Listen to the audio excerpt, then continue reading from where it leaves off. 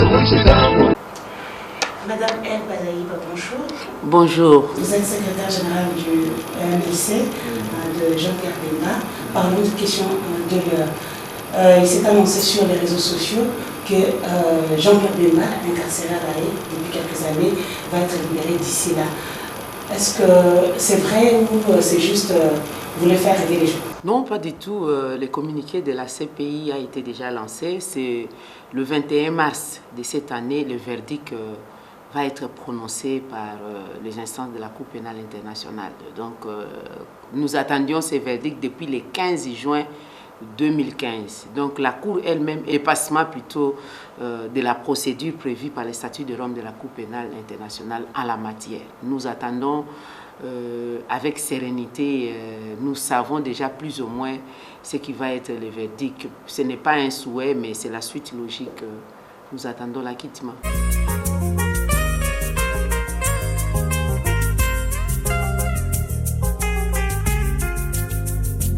Il n'y a pas de stratégie à mener d'abord par rapport au verdict. Il faut d'abord féliciter la diaspora qui a suivi pas à pas, depuis bientôt 8 ans, la situation du sénateur Jean-Pierre Bemba. Non seulement par rapport à la conviction et à la citoyenneté congolaise, mais aussi parce que les moyens étaient là, les moyens de communication. Nous avons difficile. Au début, Kinshasa, ici, la RTNC avait fait passer la première audience en direct, mais comme les choses évoluaient au fur et à mesure, on n'en parlait plus, on n'en fait plus mention parce qu'on pensait peut-être qu'à la suite de cette procédure-là judiciaire, on va entendre des choses, comment M. Bemba est responsable des crimes de guerre, des crimes contre l'humanité, mais au fur et à mesure, nous évoluons surtout. Lorsque les témoins faisaient des témoignages de dire qu'eux ne connaissent rien de la situation de M. Bemba et qu'il n'a jamais été responsable et que c'est la Cour, où il y a eu des personnalités de la Cour qui leur ont demandé de dire ça pour en recevoir des avantages en échange. Et quand il y a eu les témoins qui se rebuffaient chaque jour, en tout cas la RDC, notamment la RTNC, n'en parle plus. Et nous avons senti aussi tout le long de la procédure, même au niveau de l'unité de l'instance de communication de la CPI, une discrimination qui ne dit pas son nom.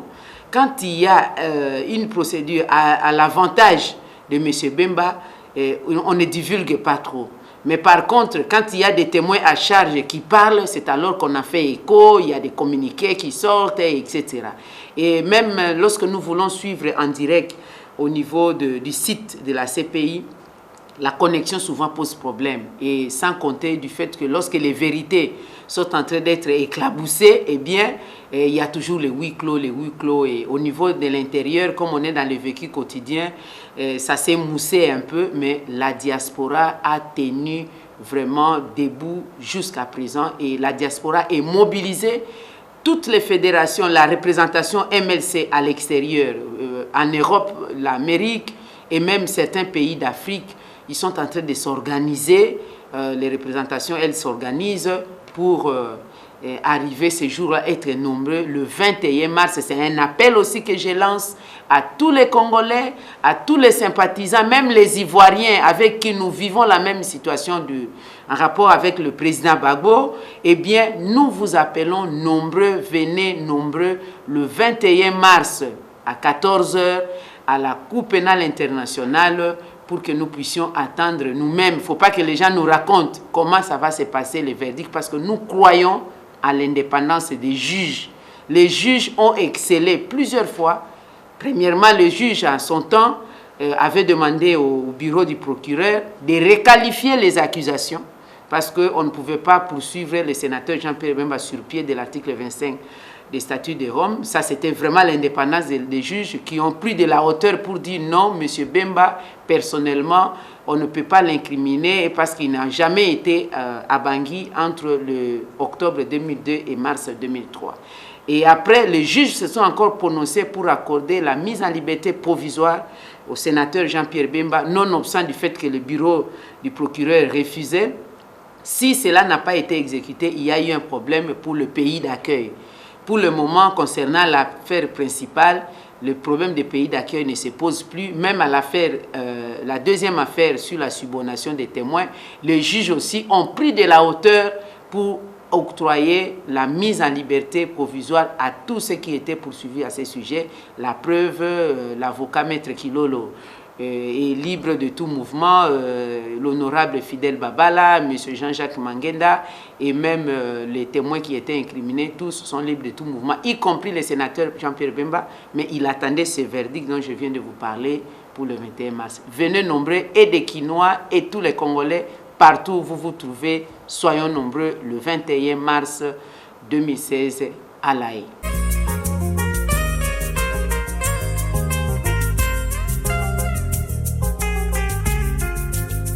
Yébéla, Yébéla, la population va suivre le mouvement parce que la population va s'exprimer avec nous ensemble. Imaginez-vous, nous avons gagné une coupe de la CHAN. La population a dit Yébéla. Et si la population veut maintenant pleurer ses morts, faire honneur à ceux qui sont tombés le 16 février 1992 ou 1992 pour la démocratie, la population ne peut que commémorer cela. Nous allons rester à la maison pour montrer que ceux qui font couler leur sang pour la liberté, pour la démocratie, pour la paix, pour l'unité du pays, ce sang-là n'est pas vain. Et que c'est le sang des innocents que nous allons penser à eux. Si vous ne pensez pas aux autres, on ne pensera non plus à vous. Aussi longtemps que nous continuerons à penser à Lumumba, aussi longtemps que nous continuerons à penser à Mouzé Laurent Désiré Kabila, aussi longtemps que nous continuerons à penser même à ceux qui sont tombés le 16 février 1992, à ceux qui sont tombés le 15, la semaine allant du 19 plutôt, jusqu'au 23 janvier 2015, on pensera aussi à nous, à ce que nous sommes en train de faire. C'est pourquoi j'appelle tous les Congolais, sur toute l'étendue de la République démocratique du Congo, de rester à la maison pour méditer sur notre sort. Lorsque nous disons que le président Kabila est dans son deuxième et dernier mandat, ce n'est pas parce que nous sommes contre lui. Nous le disons parce que nous l'appelons, nous le rappelons à respecter son serment, la Constitution, où il a dit qu'il va observer et faire observer les prescrits de la Constitution. Rien, alors rien, ne peut venir faire obstacle à cela.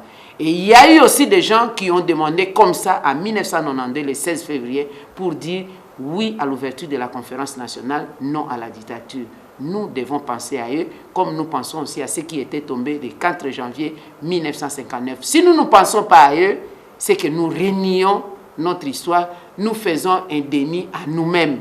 C'est pourquoi nous allons être, c'est la ville monte sur toute l'étendue du territoire.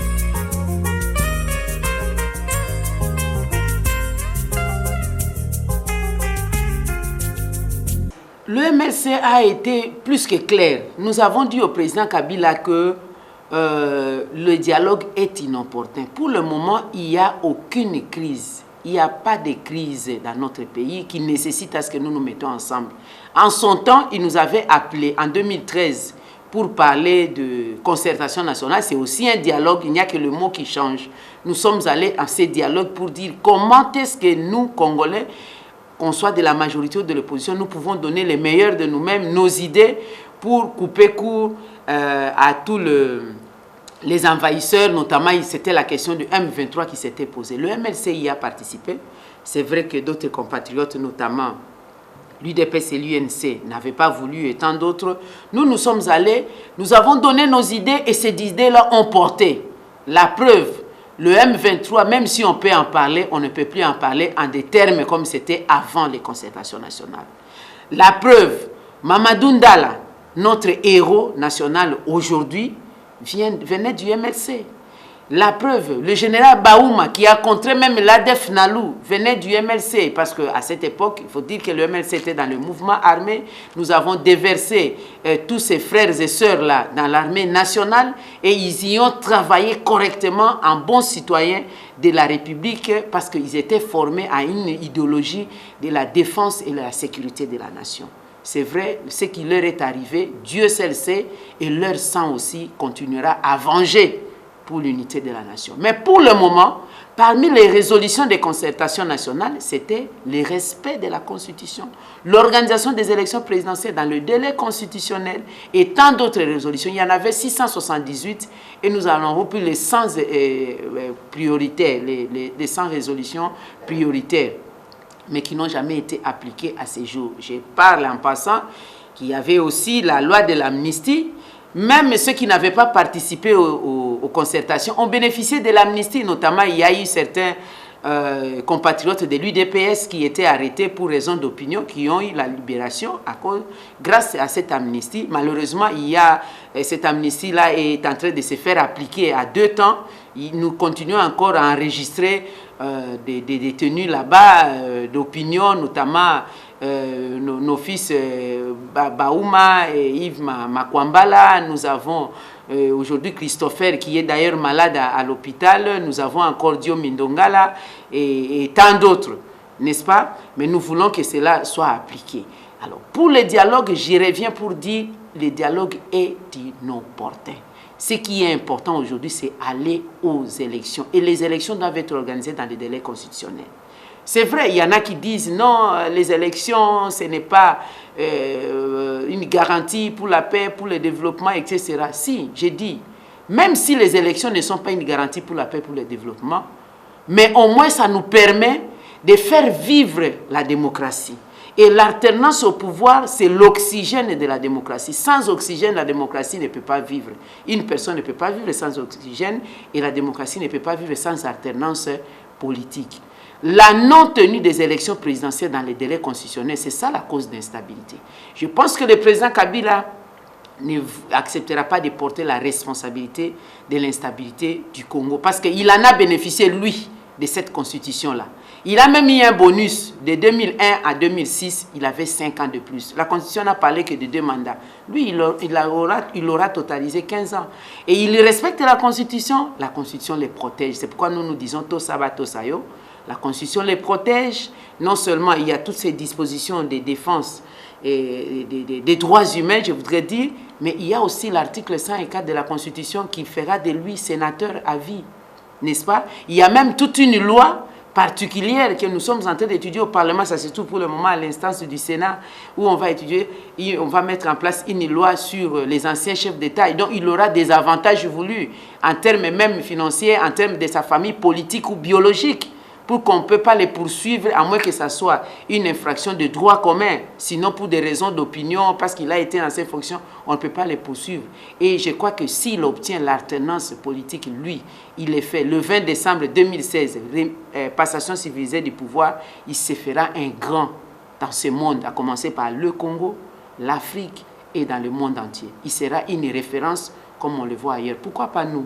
Qu'on s'assoit comme au Ghana ou au Nigeria, vous voyez 3-4 chefs d'État au stade en train de suivre un match de football. C'est un honneur. Il faut que nous ayons des anciens chefs d'État. Nous ne voulons pas avoir des chefs d'État qui sont partis dans des conditions que l'on ne préfère pas. Aucun chef d'État dans notre pays n'a terminé son mandat. Ça, c'est devenu comme la règle au Congo. Nous souhaiterons que M. Kabila en soit une exception. Alors là, s'il sème, je l'ai dit à une des interviews dans des médias internationaux, si le président Kabila s'aime et qu'il se dit aime le Congo, il doit intérioriser qu'il est dans son 2e et dernier mandat. Parce que tout ce qui se passe ici, et dialogue, pas dialogue et tout, ce sont des stratégies tout simplement pour savoir comment est-ce qu'il va prolonger son mandat, même s'il ne fait pas un 3e mandat de manière explicite, mais il veut une prolongation, un glissement. C'est ça, nous disons non.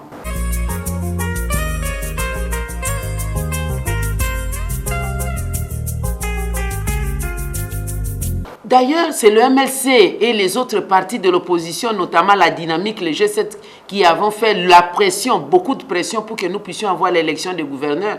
Nous nous en félicitons qu'aujourd'hui, les gouvernements et la CENI puissent se revenir à la droite ligne, parce qu'en son temps, une action précise du MLC, non seulement nous avions dénoncé la nomination des commissaires spéciaux, nous sommes allés aussi de manière concrète déposer un recours en interprétation d'abord de ce que la Cour constitutionnelle avait appelé les mesures transitoires exceptionnelles que le gouvernement devait prendre. Et lorsque le président de la République a procédé à la nomination des commissaires spéciaux, nous avons déposé encore un autre recours en annulation de ces ordonnances-là qui violaient la Constitution. Jusqu'à présent, la Cour constitutionnelle ne s'est jamais prononcée. Je pense que ce genre de pression, tant au niveau national qu'international, en démontrant visiblement qu'un pays ne peut pas fonctionner à 2 vitesses sur 26 provinces. Vous avez 5 provinces qui s'organisent normalement.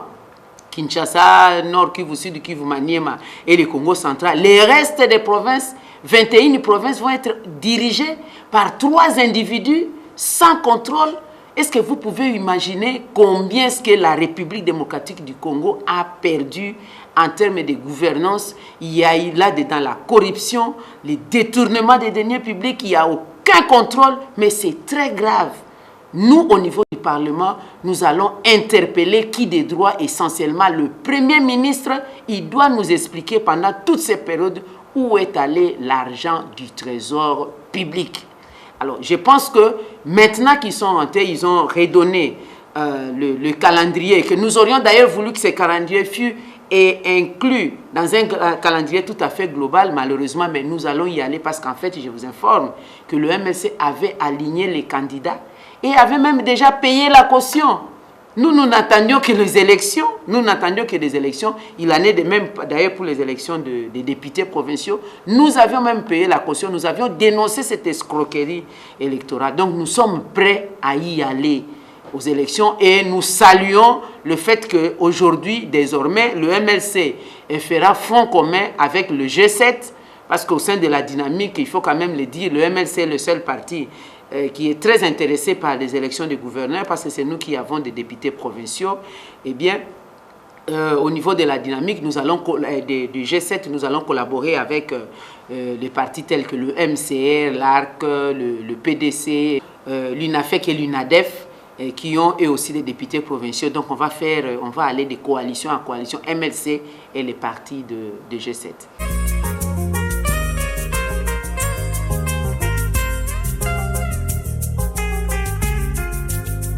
Oui, je dois d'abord vous dire que l'UDPS n'est pas dans la dynamique de l'opposition. Moi, je connais très bien l'UDPS. J'avais toujours dit que j'ai grandi dans l'UDPS. Donc, quand je donne une opinion sur l'UDPS, je pense que personne ne pourra retoucher. Même le président Tshisekedi connaît mon comportement au sein de l'UDPS. Mais je suis désolé que maintenant, l'UDPS essaie un peu de faire des messages avec un certain flou artistique, avec une certaine opacité. Ça pose des problèmes non seulement au niveau intérieur de l'UDPS, mais même au niveau de l'opinion congolaise et pourquoi pas des partenaires. Je pense que le message devra être clair. Ça ne sert à rien de se désolidariser d'une certaine logique. L'UDPS veut aller au dialogue, mais rassurez-vous, ce n'est pas le même dialogue tel que préconise le président Kabila. Ça, c'est l'UDPS qui le dit. Pour l'UDPS, le dialogue, c'est d'aller se faire asseoir et s'asseoir et parler en tête à tête le président Tshisekedi et le président Kabila, parce que tous les deux ont prêté serment, n'est-ce pas, en leur manière. Bon, moi, conformément à la loi, je sais que le président Kabila est président de la République. Pour le moment, le président Tshisekedi aussi avait prêté serment en son temps. Ils veulent maintenant se faire la passation de l'impérium. Alors, et il y a eu aussi d'autres points là-dedans. Mais nous disons au président Tshisekedi, ça ne sert à rien. Ça ne sert à rien. Ce dialogue-là dont il parle, il était opportun juste après les élections de 2011. N'est-ce pas? Pour le moment, les choses ont évolué. C'est vrai que nous pouvons faire recours à certains acquis, mais dans cette logique-là, les choses ont évolué. Nous avons une opportunité en or. Le président Kabila est dans son 2e et dernier mandat. Qu'il pleuve, qu'il neige, quoi qu'il fasse, tant qu'il y a l'heure, l'aiguille de la montre qui tourne, nous allons arriver au 19 décembre 2016. Full stop. Et la Constitution n'a pas prévu de glissement. Ça, c'est une opportunité en or. Et nous ne voulons pas qu'il y ait de l'impasse dans notre pays. C'est pourquoi nous demandons au président Tshisekedi de soutenir cette démarche-là, de dire qu'il n'y a pas de dialogue. Allons plutôt aux élections. Je vous informe que l'UDPS a fait des exploits en 2011. Au-delà de toutes les brimades, au-delà de tous les problèmes, l'UDPS n'avait même pas un seul représentant à la CENI, mais l'UDPS a obtenu plus de 45 députés. Ça, c'est un exploit. J'ai toujours dit, mais je me suis toujours demandé pourquoi on n'a jamais voulu que ces députés travaillent en étroite collaboration avec la direction politique. Le président Tshisekedi lui-même, pour qu'il devienne grand, il était élu député. La lettre de 13 parlementaires qu'il avait écrite. Il était quoi? Il était élu député dans la liste impair parti unique. Cela ne l'a pas empêché, en tant qu'un député élu impair, avec ses collègues, d'écrire la lettre de 13 parlementaires, la lettre de 52 pages, qui est démise certainement certains paragraphes jusqu'aujourd'hui. Mais pourquoi eux, ils n'ont jamais cru à ceux qui sont élus dans la liste de l'UDPS? Ça, c'est un problème. Du coup, on se retrouve avec ce qu'on appelle l'UDPS matériel au Parlement et l'UDPS spirituel à l'IMT qui peut se représenter à Bruxelles. Donc, moi, je souhaiterais que nous fassions un front commun. C'est dommage qu'il y ait des sons de cloches discordants. Au mois de janvier, nous avions réclamé qu'on ne puisse pas modifier la loi électorale, ne puisse pas conditionner l'organisation des élections par un recensement qui nous amènerait au glissement. L'UDPS a été contre cette manifestation, alors que c'était noble pour la République. Ça rentre dans la droite ligne du combat de l'UDPS. Là encore, j'ai eu beaucoup de points d'interrogation dans ma tête. Alors, une fois de plus, nous avons tenu un grand meeting de l'opposition le 15 septembre 2015 en Djili. Non seulement l'UDPS n'était pas avec nous, mais l'UDPS, par Lisanga Bonganga, tient un meeting à Lemba pour nous insulter. Ça sort de l'ordinaire, n'est-ce pas? Alors, aujourd'hui, nous sommes entrés dans la droite ligne de l'UDPS, dans sa pensée, dans sa philosophie, réclamer qu'il n'y ait pas, que ces fameux calendriers des gouverneurs ou d'enrôlement des électeurs ne soient pas un motif de nous tourner en bourrique, de nous traîner, tirer les choses en longueur pour que nous dépassions le mandat. Ça fait partie des pressions pour le 16 février 2016 qu'il y ait une ville morte. Par la bouche de son secrétaire général Mavungu, l'UDPS navigue à contre-courant. Est-ce que c'est le point de vue des militants? Je ne pense pas, parce qu'on était avec les militants à Ndjili, on était avec les militants du 19 au 23 janvier 2015, et nous serons avec les militants le 16 février. Donc, il ne faut pas qu'il y ait d'écart comme ça entre la direction politique et les militants. Ça, je l'ai dit. Personne alors, avec grand P, personne de l'UDPS qui m'écoutera ne peut contredire. Parce que de tous ceux qui sont dans l'UDPS maintenant, personne ne peut récuser mon apport au sein de ces partis-là. Ceux qui ne m'avaient pas compris à cette époque, aujourd'hui, ils m'ont compris et ils ont eu à me donner raison. J'avais pris une décision qui n'était pas contre l'UDPS. Par exemple, j'avais pris la décision de postuler en 2006 à la députation nationale. Et les militants de l'UDPS et même la direction politique pensaient que moi j'étais acheté. Je ne suis pas du genre à cracher sur mon combat. Je ne suis pas contre les individus. Même le président Kabila, moi je sais faire la différence entre les personnes et les différents. Les relations humaines, je les garde intactes, mais les différents, rassurez-vous, qui que vous soyez, je dénoncerai le méfait. Bref, quand j'avais pris cette attitude-là au sein de l'UDPS, et j'ai soutenu le président Bemba au deuxième tour des élections, j'ai été chassé de l'UDPS, comme pour dire j'aurais soutenu un belligérant. Mais j'étais heureuse, vous ne pouvez pas savoir le meilleur jour de ma vie lorsque j'avais appris en 2011, le président Tshisekedi est allé voir d'ailleurs par 2 fois le sénateur Jean-Pierre Bemba, président du MLC à La Haye. Moi j'ai dit ben voilà, moi aussi je peux dire un mot dans ces pays, j'ai été précurseur, j'ai vu là où les autres n'avaient pas vu.